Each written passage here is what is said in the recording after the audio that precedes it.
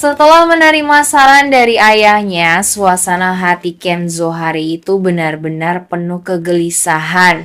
Ia menyadari bahwa masalah pertunangan dengan Sandra tidak bisa lagi dibiarkan berlarut. Maka, dengan langkah tegas, ia menemui Sandra untuk membicarakan segalanya secara langsung. Pertemuan itu berlangsung dengan suasana yang cukup tegang. Kenzo akhirnya menyatakan secara gamblang bahwa ia tidak memiliki perasaan cinta terhadap Sandra. Keputusan untuk menolak rencana pertunangan pun ia lontarkan dengan penuh keyakinan, meski ia tahu konsekuensinya akan sangat besar bagi keluarganya. Namun, apa yang tidak diketahui Kenzo adalah bahwa Sandra ternyata sudah lebih dahulu mengikat perjanjian khusus dengan Pak Aditya. Perjanjian itu berisi kesepakatan bahwa Sandra akan membantu membebaskan Mutiara dari tuduhan pencurian, asalkan pertunangan dengan Kenzo segera dilaksanakan. Dengan kata lain, kebebasan Mutiara selama ini bukan murni karena pembuktian hukum semata,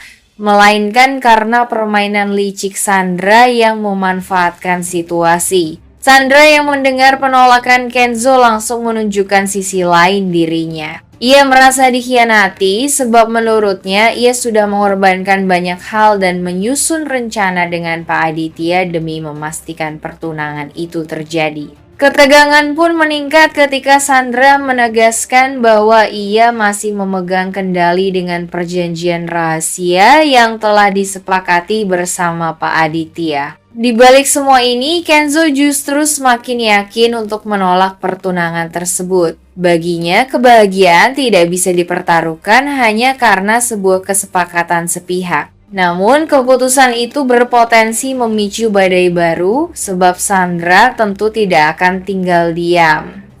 Keberanian Kenzo untuk jujur bisa menjadi awal dari perlawanan yang lebih besar terhadap ambisi Sandra. Sementara Pak Aditya akan terjebak dalam dilema karena merasa terikat janji namun juga tidak ingin kehilangan kepercayaan anaknya sendiri. Dampak langsung dari pertemuan Kenzo dan Sandra benar-benar mengejutkan. Setelah Kenzo menegaskan bahwa ia tidak mencintai Sandra dan menolak rencana pertunangan itu, Sandra langsung diliputi perasaan sakit hati bercampur amarah.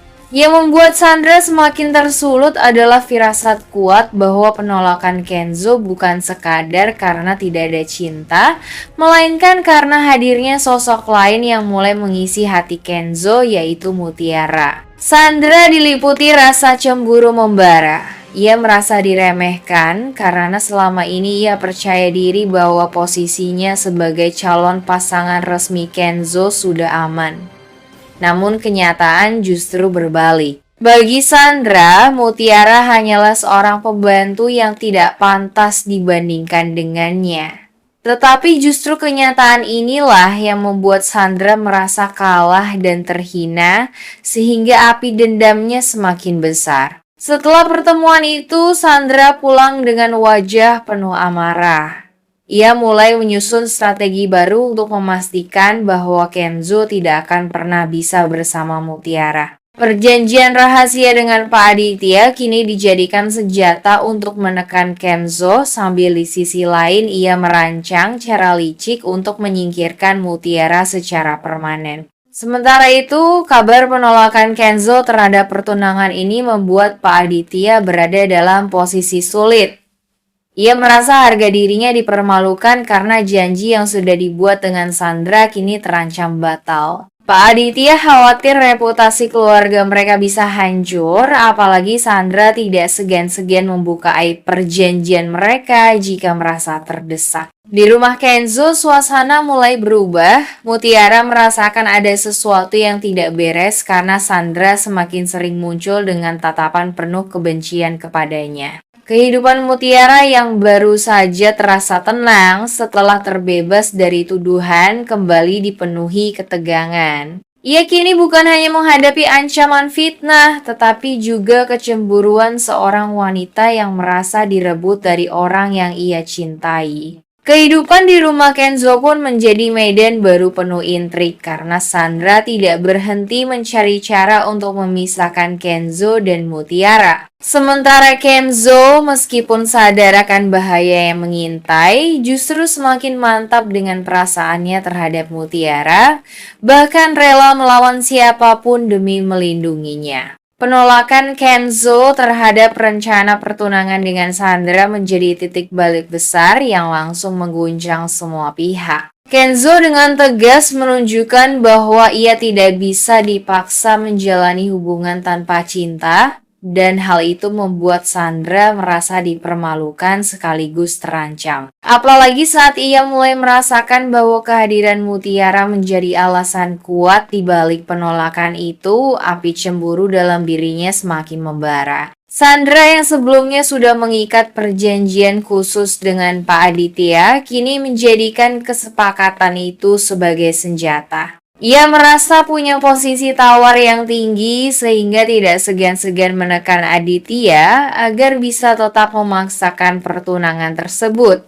Kekecewaan dan amarah membuat Sandra mulai berpikir licik.